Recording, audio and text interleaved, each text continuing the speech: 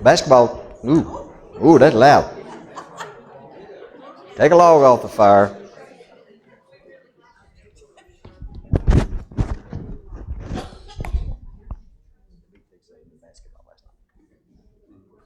Keep them out of that bottom group, maybe.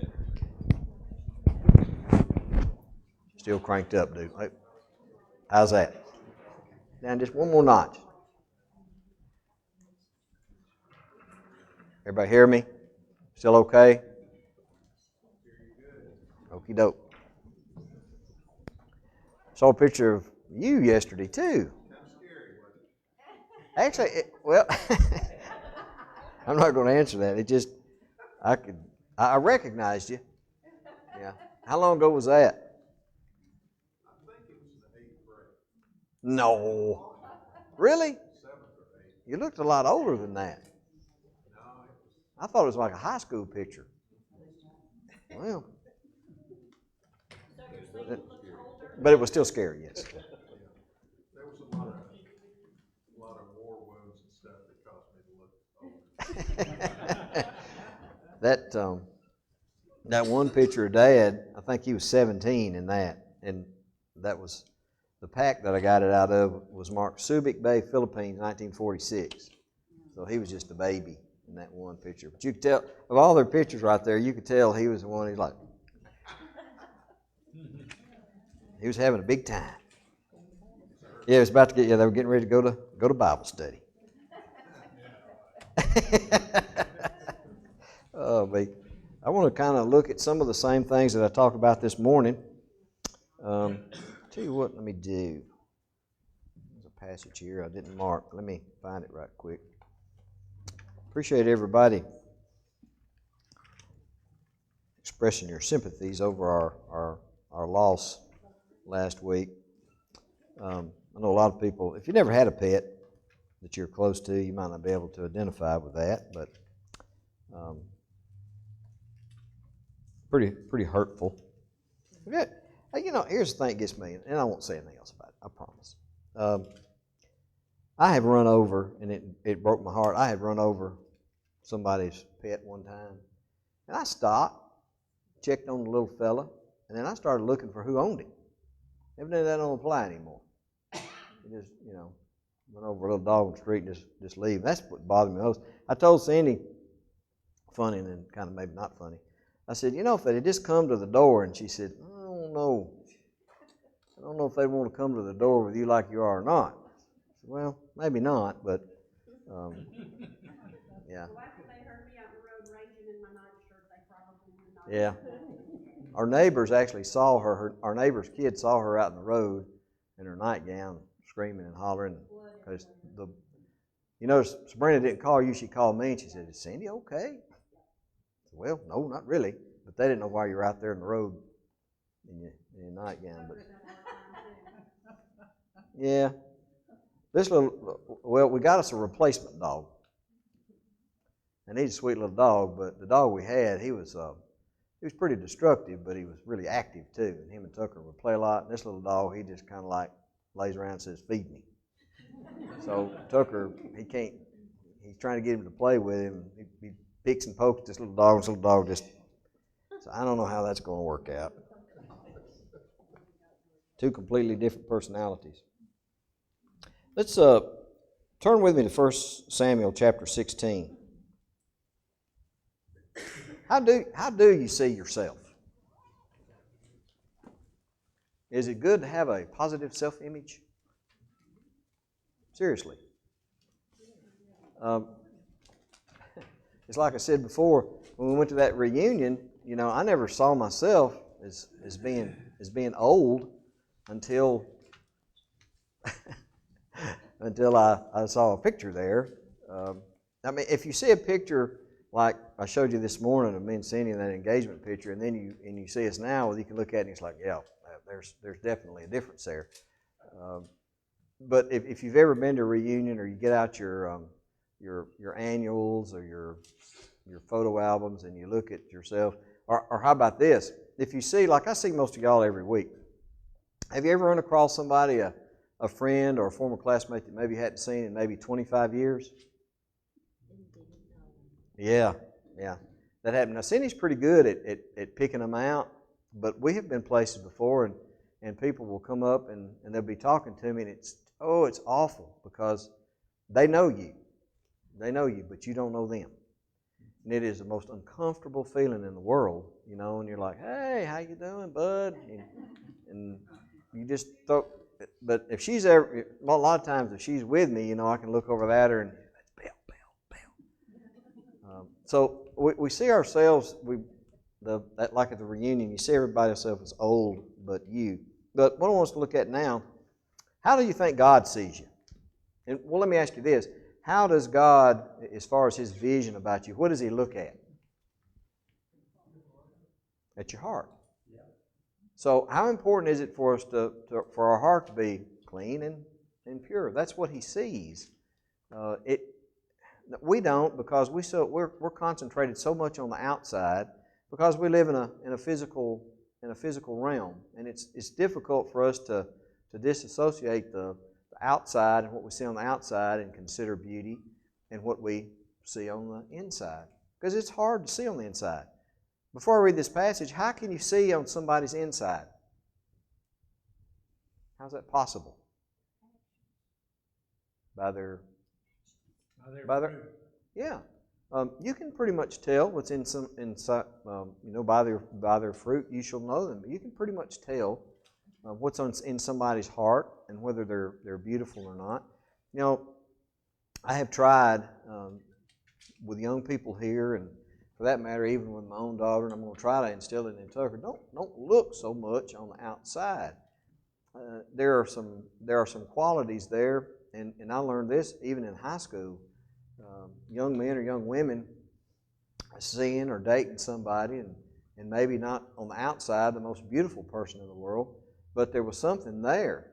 How many of y'all went to high school maybe with a young man or young woman, super popular, everybody wanted to be with them, date them, but on the outside they weren't particularly handsome or pretty. So even at that age, if it's demonstrated enough, I think people can see through that. But in this world that we live in now, one of the biggest industries in the world, and especially in our country, is cosmetics, or you see all the time on TV. I guess it's still called plastic surgery. I don't know what they call it now. These are big things. And sadly, what's really bad about it is the age that some people, young teenagers, feel like they need to change their outward appearance at like 13 or 14 years old. To me, this is just me. That's very disturbing to me. You know, unless they've had some kind of major accident or something, or there's some kind of physical, you know, deformity. To me, that bothers me that somehow in our society we have told, or the message has been sent to children at such a young age that they'd have to resort to something like that. Yeah. Well. I was watching a network news program. Yeah. And they were, I mean, they appeared, the newsreader appeared to be upset because there's a national shortage of Botox. It's made someplace in Ireland, or that's where the raw material is, but Yeah. this is a major crisis. Get that Botox in here. Botox. Well, and again, I'm not saying, don't get me wrong, everybody wants to look their best. I get that. But there is a line there where we got to make sure that we look. This is a story, I love this story about Samuel, and what Samuel, even as a man of God, saw, or what he wanted to see as the king of Israel. And God tells him plainly, that's not what I'm looking at. It's I'll tell you what, let's do. Let me just read. I'm going to start with verse 1 through verse 7 because I don't want you to miss the point here. The Lord said to Samuel, "How long will you mourn for Saul, since I have rejected him as king of Israel? Fill your horn with oil. Be on your way. I'm sending you to Jesse of Bethlehem. I have chosen one of his sons to be king." But Samuel said, "How can I go? Saul will hear about it and kill me." The Lord said, "Take a heifer with you and say, I have come to sacrifice to the Lord. Invite Jesse to the sacrifice, and I will show you what to do. You are to anoint for me the one I indicate." Samuel did what the Lord said. When he arrived at Bethlehem, the elders of the town trembled when they met him. They asked, "Did you come in peace?" It's funny, Samuel, a very powerful man. Now, the guys there are like, wonder what he's here for. Because a lot of times when Samuel was around, he wasn't bringing good news from God. It was about repentance. Samuel replied, "Yes, in peace. I have come to sacrifice to the Lord. Consecrate yourselves and come to sacrifice with me." Then he consecrated Jesse and his sons and invited them to the sacrifice. When they arrived, Samuel saw Eliab and thought, "Surely the Lord has anointed, the one that the Lord has anointed stands before the Lord." But the Lord said to Samuel, "Do not consider his appearance or his height, for I have rejected him. The Lord does not look at the things man looks at. Man looks at the outward appearance, but the Lord looks at the heart." So many times in our world, and sadly, it's even crept over into the church, we make a decision based on people's outward appearance. God plainly tells Samuel here, that's not what I look at. Now, if God doesn't look at it, how important is it for us to somehow or another in this earthly realm we live in to see past that, to see past what is on the outside? In order to know what's in somebody's heart, and that is how we see inside them, what's some things that have to happen? Can I know what's in your heart if I'm never around you? If I never associate with you? See, I can't know that. So, in the absence of that, in the absence of not knowing you, not being around you any, what do you think is going to be the substitute for that? What am I going to plug into that? Yeah, that's what I'm going to do. And I think that's what's happened in the world and even in the Lord's church today. If we don't get to know each other, and I mean really know each other. And how about this? How do you get to know anybody? I know this seems stupid, but how do you get to know somebody? Go eat. Learn all about their table manners anyway. You know, I got to know some folks at the men's breakfast, and that are fairly new members here that I didn't know anything about. You know, Kevin had the where everybody put a little thing in the hat, tell something about yourself. There were some things I was like, wow, I sure didn't know that. Some were pretty crazy. But that's how you get to know somebody. There are some things, too, I think people play things close to the vest. They don't want to share any intimate, details about themselves, and I get that. Even Jesus had an inner circle. That's okay. There's no problem with that. But it is important for us as members of the Lord's church to know enough about each other, to give each other the benefit of the doubt, and see if somebody in their heart is truly beautiful or not. And we just don't do it. So we end up looking at the outside appearance. appearances. How about this? And it drifts over into worship too, during our song service. Does God really care if you're singing on key or not? What instrument are we supposed to be playing on? We're supposed to be playing on our heart. So do you think He really cares? No, He don't care. I know that's terrible, because in the world we live in today, there's so much emphasis placed on that outward, what it sounds like. We got to have certain members of our church that are the best singers, and we got to strategically locate them. Who is that for? Is that for God? Who's it for? It's for us. It's totally alien to worship, first century or otherwise. It sounds better, or it looks better. There are people. This is something that you can see a lot. If you want to go home this afternoon, just turn on some of the, and I put in quotation, Christian broadcasting. Do you ever see anybody up there on one of those shows looking like Hobo Willie? What do they always look like? Italian suit, expensive shoes, fancy hair.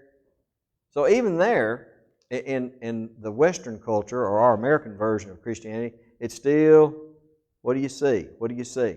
Even in our giving. You can go back to some of our teachings from Jesus Christ Himself. When we give, how are we supposed to give? In secret, in quiet. We're supposed to do all of it. It's supposed to be a hidden thing. It's supposed to be something that is between us and God. But when we come together like this and worship, and this is a good way to get to know people too. And you don't have to come forward and confess sins necessarily to get to know each other. But I know things about some of you here, closer, more intimate things about some of you here than I know about my own family. So it's important for us to get to know each other, or else we're going to fall in the same trap here that Samuel fell in, and so many others, that we're going to judge by an outward appearance. It's just natural to do that. So how do you see other people?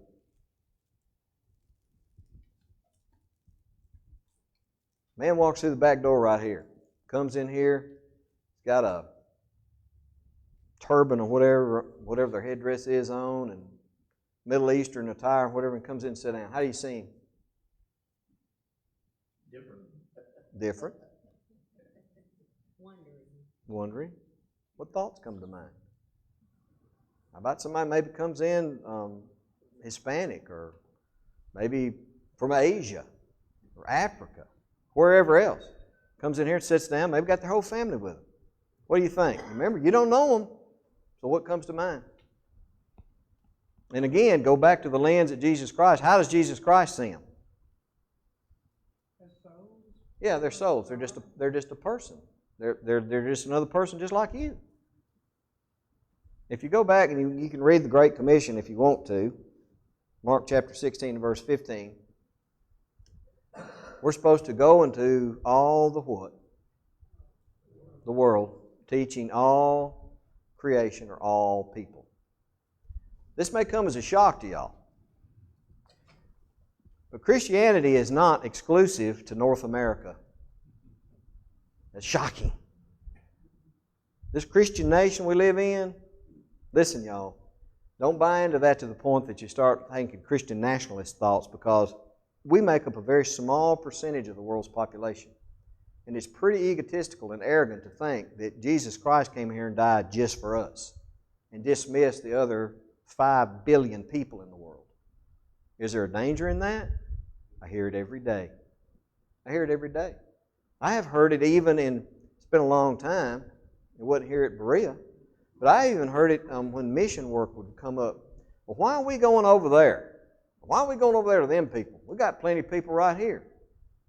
Ever heard statements like that made by Christians? Because I have. Very disturbing to me. Now, yeah, we got lost people here. There's no doubt about it. But their souls are no more valuable than somebody that's in El Salvador or the Philippines or anywhere else. We're here to preach the gospel. I want to tell you something else too. I mean, if you start being so narrow-minded in your views, I have found this to be true. A lot of places like that maybe aren't as privileged as we are here in this country, they're far more receptive to the gospel than we are. Far more receptive.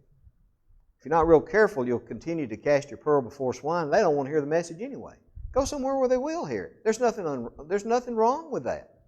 When the rich young ruler turned away from Jesus, did Jesus run after him? He was sorry about it, but he didn't run after him.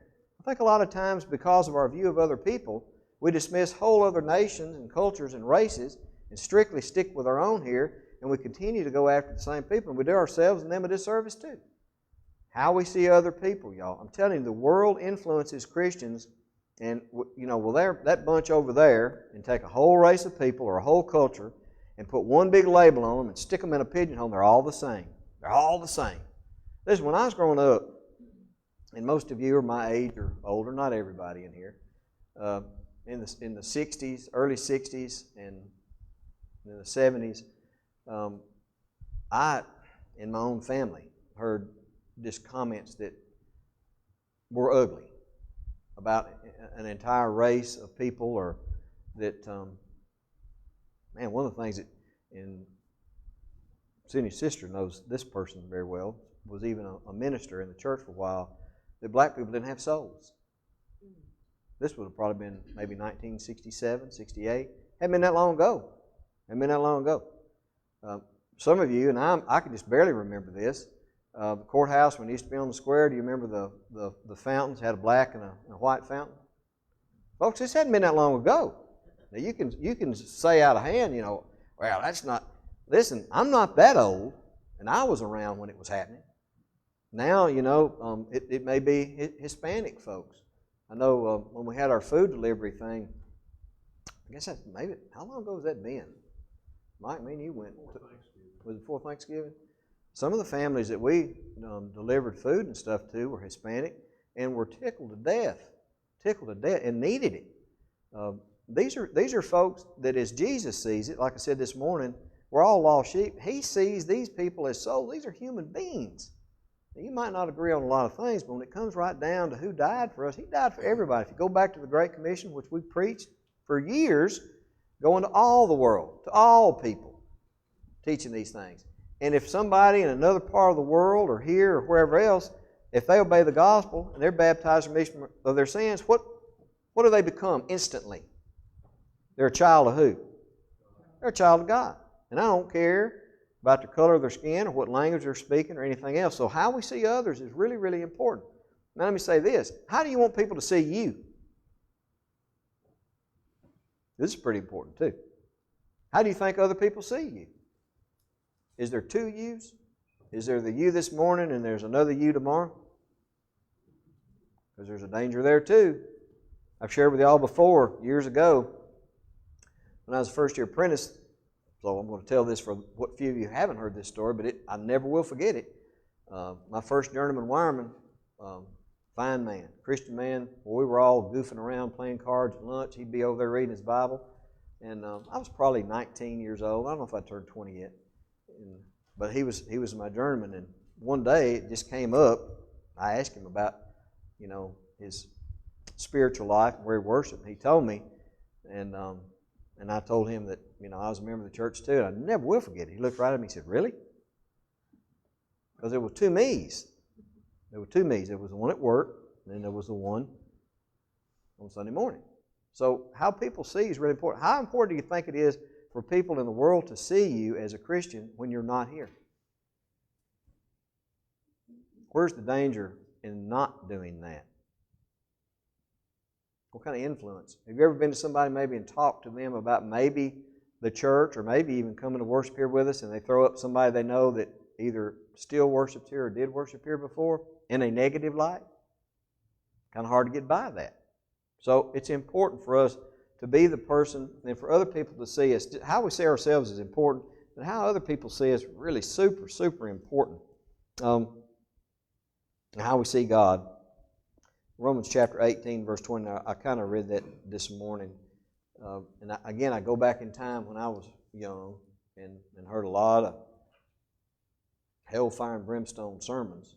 But as I was growing up, the sermons I heard, as far as my concept of God when I was a young person, maybe 5th or 6th grade, or even through junior high and even high school, God, He was just there in order to punish you when you did wrong. Now, you can say maybe I didn't hear the lessons correctly, but I was pretty young. My heart was pretty tender, and I was pretty innocent. And if that age, if that's what I came out with, I can imagine what other people felt. But that's basically the diet of Sunday morning sermons that I got every week. You're going to hell. You're going to hell. If you do this, you're going to hell. I got it over and over and over again. You know how I felt about myself? Yeah, well, I'm going to tell you. Now, there's a place for that because the gospel is used for correction. But if you're not careful, it causes you, and especially young people, to see God as somebody who's continually out to get them, continually trying to punish them or discipline them for something. Folks, that's just not the case. There are some times there when God corrects us, and I'm thankful that He does. But a steady diet of that causes us to see God in a completely different light. And here's the deal. I mentioned this morning, we can see God through Jesus Christ. I don't see Jesus that way. I don't see Him that way. But sometimes God the Father comes across like that. Do you think there was a different God, Old Testament, than there is New Testament? Go back to Old Testament. When the children of Israel and anybody else did wrong, what was the sometimes immediate result? Yeah. It wasn't pretty. Now, He was long-suffering then too, but a lot of the times then when somebody would do wrong, whether it was an entire group of people or otherwise, the punishment was just immediate, right down to... So today, sometimes when we look at God and things aren't immediate, what's our thought then? You're not punished immediately. Got away with it, didn't you? Or maybe He doesn't care, or He's just not looking. That was pretty prominent in the first century too. It's the same God in the Old Testament as the New, but here's the difference. Then we'll quit and y'all talk, or we can ask questions back and forth. The difference is this. Here in these last days, God expects us to be more mature as individuals and as a race of people. There was a time that God did wink at sins, and He let people get by with stuff. But we're in a period of time right now, those days, they passed. We're supposed to be more mature than that. If you look at the old law, and you look at even the Ten Commandments, they're all written like you would be talking to a 2 or 3-year-old. Don't do this, don't do this, don't do this. It's like we talk to Tucker. It's always in the negative. Don't do this, don't do this, don't do this. Now, move forward to the New Testament. How's the New Testament law of liberty written? Does He itemize? Tells us what we should do. Tells us how we're supposed to live. But there are some things, though, that we need to understand that this same God expects us to be more grown up now than we were then. So, I guess the lesson is this. It's important for us to have the right kind of ideas in our head before we worship this morning or your Bible study, whenever you're reading your Bible, to understand that God is the same God, but He sees us just like He does other people, and He wants to see us as people that have some kind of value or worth. And I'm not saying any of that's easy, but I am saying, though, that we can attain that by just a little study and what we're doing this morning, just meeting together and being with each other. I said Wednesday night, sometimes when people come forward or if they come to you with a problem or something, they're not really wanting you to fix it so much because there's lots of things, y'all, that as human beings we can't fix. But it is important, though, for us to listen. Some people just won't be listened to. And I'm done. Anybody have anything else? Appreciate everybody being here. Do remember our young folks. They'll be back this afternoon. Old folks in particular that are with them. I haven't heard anything from, other than Friday afternoon. That's the last I heard of them. I hope they're okay. I haven't heard anything. I know Kevin went, Delana and Kobe and Jen, Jason and Rachel. They had a post in Facebook. Oh, did they? Jason and Carol. Yeah, Tim and Carol and a bunch of them. And they were this morning, and then they were going to church, I guess, and I guess they'll eat on the way, come on back. Probably. But it sounded like they all had a good time. Well, I know Nathan went with them, so he came in and went with them. That was good. Nathan was late. He was about 15 minutes late. But he got tied up in traffic coming through Nashville. I can't remember how long ago it's been, but Caroline was with us. She's probably 10 or 11 years old. She'd always go with us different places, so we went up there to, I can't remember if it was Winterfest or CYC, I don't remember, but there's a bunch of us. And most of the time, Rachel would just give us her money and we would, but this time she was going to manage her own money. I don't know if any of y'all know Caroline. She's pretty funny.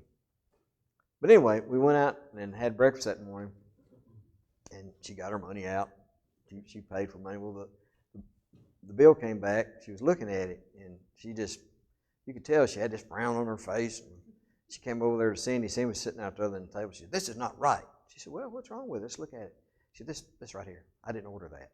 She slapped it down on the Yeah, table with yeah. way out of character. Yeah, slapped it down on the table. And it said, she said, "I did not get a gratuity."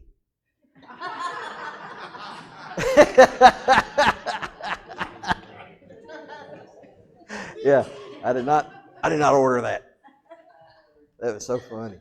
I didn't order a gratuity. That restaurant that we were in, so they charged us. Oh yeah. Well, there were a bunch of us, so they just automatically put it on the bill. I didn't order a gratuity. I'm not paying it. So. She's nice, and our money, she was. Oh yeah. Yeah, if it was us, it was no problem. Yeah, we go out if we were paying the bill, it was like pheasant under glass and prime rib or anything. But anyway, she was learning how to manage her money. I think she may still be a little bit frugal.